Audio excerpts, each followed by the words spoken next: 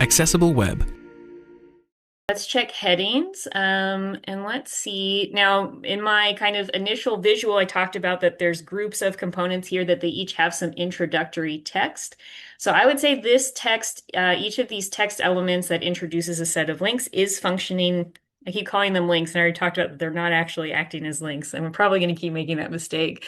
Um, but that introductory text is functioning as a heading. So really what I want to think about here is, okay, so I think these are functioning as headings. They're introducing content that follows them. They're visually set off from the other content. They have a different color. They're in all caps. So these are acting as headings. So now I want to check is, are they coded as headings? Are they communicating that they're headings in ways that are going to be usable by assistive technology?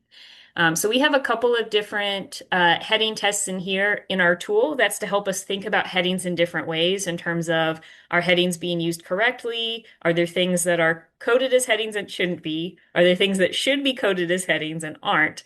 Are headings at the correct level? And then are there headings that aren't adequately descriptive of what the content they're introducing?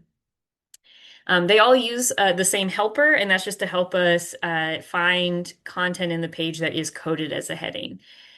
So for heading usage, with this test, I'm looking at, okay, is there something that's coded as a heading but shouldn't be? Cool. And we can see our reading mode title over here. This is sort of out of scope of what I said we wanted to cover today, but this is coded as a heading.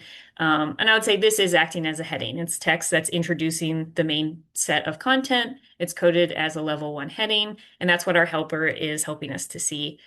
You could also confirm something's coded as a heading by inspecting the code or by doing screen reader testing and navigating by heading.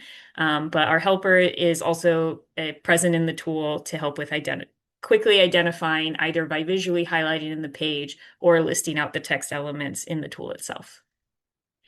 Cool. So this looks good. So let's look for missing headings. So again, these helpers are actually the same. So one of the things I notice is that the text that I said that when I reviewed it, I think this is functioning as a heading. None of these are coded as headings.